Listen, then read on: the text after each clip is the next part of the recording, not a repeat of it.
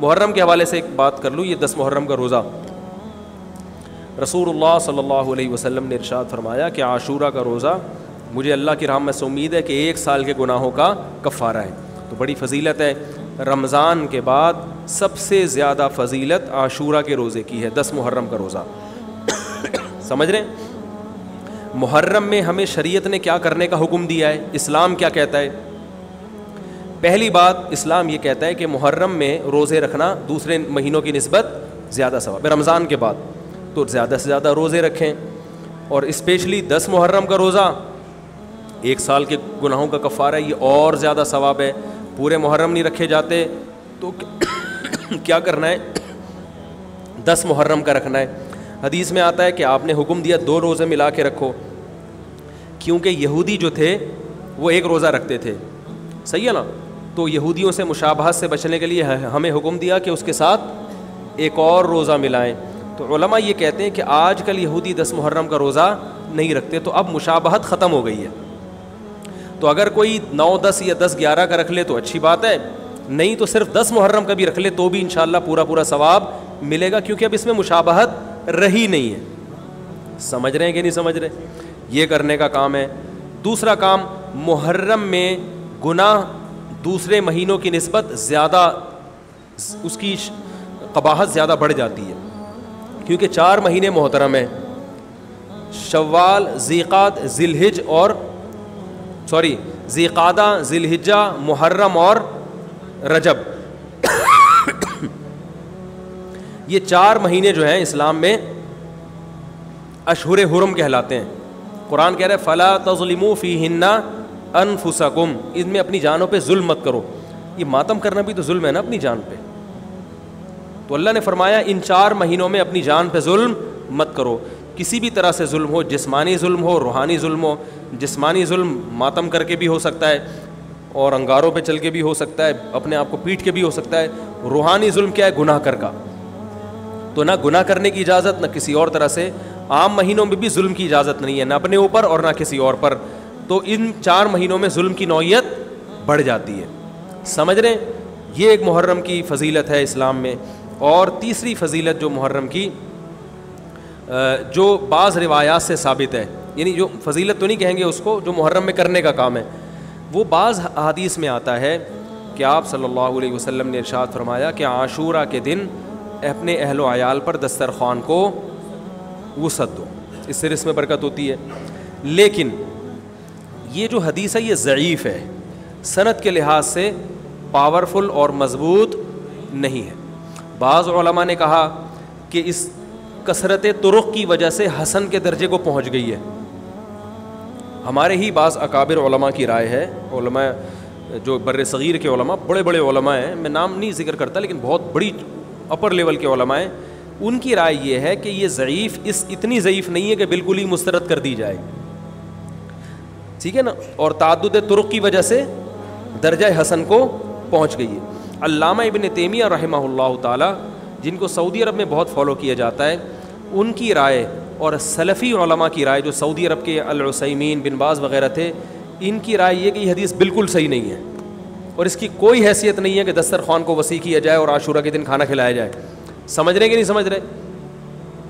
لیکن جو دوسری طرف معتدل علماء, معتدل سے مراد میں ان کو برا نہیں کہہ رہا, لیکن وہ انہوں نے حدیث کی جو اگر آپ سندوں کی تحقیق کریں گے تو اس کو بالکل من گھڑت قرار دینا درست نہیں ہے.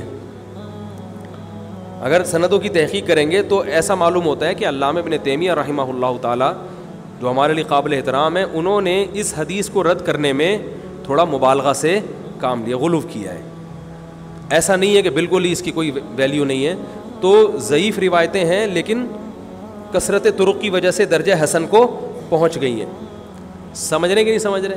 اس وجہ سے بعض علماء کی رائے, بلکہ جمہور کی رائے یہی ہے کہ محرم میں اگر کوئی اپنے بچوں کو جمع کر کے اچھا کھانا کھلا دیتا ہے 10 محرم کو, اور یہ حلیم شاید یہیں سے نکلا ہے, شاید یہیں سے نکلا ہے کہ یوں وہ اچھا کھانا ہو جائے گا, تو وہ کہتے ہیں کوئی حرج نہیں ہے. لیکن ایک بات جو دوسرے علماء کہتے ہیں, جو میری بھی سمجھ میں آتا ہے, بلکہ میں نے پہلے کہیں پڑھا تو نہیں, میرا دماغ اس طرف گیا, لیکن اس کی تائید میں علماء کے فتاویٰ مل گئے.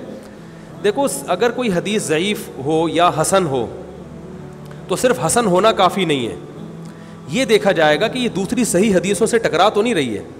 یہ بھی ایک فقہ کا اصول ہے کہ اگر ایک کمزور چیز ہے لیکن وہ طاقتور دلیل سے ٹکرا رہی ہے تو پھر اس کمزور چیز کو بالکل رد کیا جائے گا. تو عاشورہ کے دن روزہ رکھنے کا حکم ہے، یہ بالکل بخاری مسلم کی صحیح حدیث سے ثابت ہے. اور جو کھانا کھلانے والی روایت ہے وہ اس ٹکر کی نہیں، اس کو تو ابن تیمیہ جیسے محقق نے بالکل ہی کالعدم قرار دے دیا، بعض عرب علماء نے بھی بالکل کالعدم قرار دے دیا، اگرچہ ہماری رائے ہے کہ بالکل کالعدم نہیں ہے، لیکن بہرحال اس میں محدثین کا بڑا اختلاف ہوا ہے. جبکہ روزہ رکھنے والی جو روایات ہیں وہ بالکل بے غبار ہیں، ان کو سب صحیح مانتے ہیں. تو کھانا کھلانا اور روزہ جمع بولو بھائی نہیں ہو سکتا، اس لیے کہ اگر وہ روزے کا دن ہے تو کھانے کا دن نہیں ہے، کھانے کا دن ہے تو روزے کا نہیں. ابن تیمیہ رحمہ اللہ تعالیٰ کی رائے یہ ہے کہ بعض لوگوں نے شیعہ کی مخالفت میں غلو کیا ہے.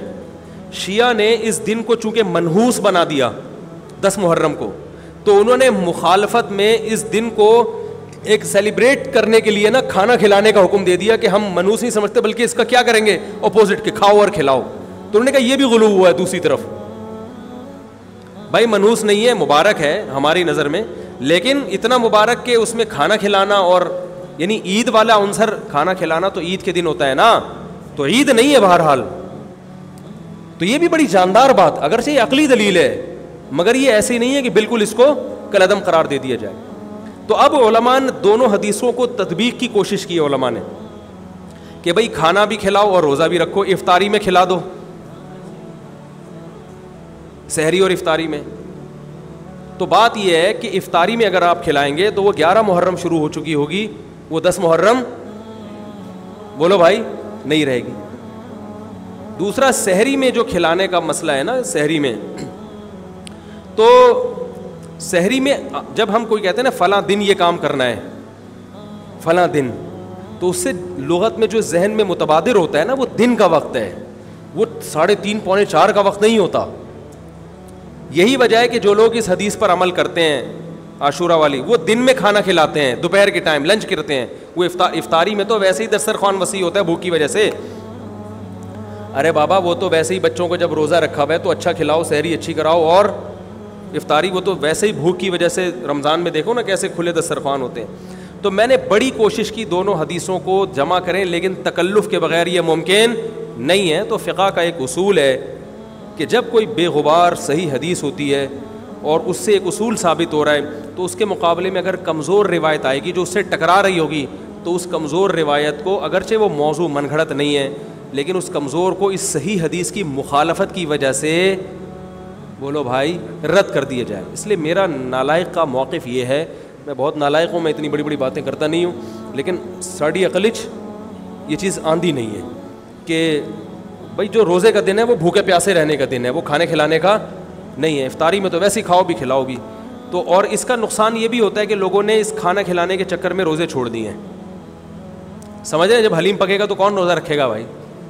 ساری رات گھوٹا لگے گا حلیم کا کہ کل دسترخوان وسیع کرنا ہے، تو پھر روزہ گیا، وہ تو تیل لینے گیا، روزہ کون رکھے گا روزہ؟ تو وہ حدیث صحیح حدیث کی بالکل اس میں ٹائٹ قسم کی مخالفت ہو رہی ہے. ٹھیک ہے نا؟ تو نالائق کی رائے، پھر بھی اگر کوئی دوسرے علماء کی رائے کو فالو کرتا ہے تو وہ کھائے بھی کھلائے بھی. میں کہتا ہوں جو مضبوط چیز ہے اس کو لینا چاہیے، جو کمزور چیز ہے اس کو چھوڑ دینا چاہیے. ہمارے حضرت مفتی رشید احمد صاحب رحمہ اللہ ایک بات کہتے تھے کہ جہاں کھانا کھلانے کی حدیث آئے گی نا وہاں مسلمان اس کو لے ہی لے گا. کھانے پینے کی جہاں بات آئے گی مسلمان کیا کرتا ہے؟ وہ کہتا ہے بھائی یہ صحیح ہے، یہ بالکل صحیح حدیث ہے. ٹھیک ہے نا؟ وہ کیا کرتا ہے؟ جن علماء کی تحقیق ہے وہ تو تحقیق سے کہہ رہے ہیں، لیکن عام پبلک کی عادت یہ ہوتی ہے کہ فتویٰ بھی اسی کا فالو کریں گے جہاں کھلانے کا تذکرہ آ رہا ہو. تو اب ہمارے کہتے ہیں جہاں کھانا کھلانے کی بات آئی مسلمان کہتا ہے بس یہ بالکل صحیح بخاری کی طرز پر ہی، بخاری کی شرط پر ہی حدیث.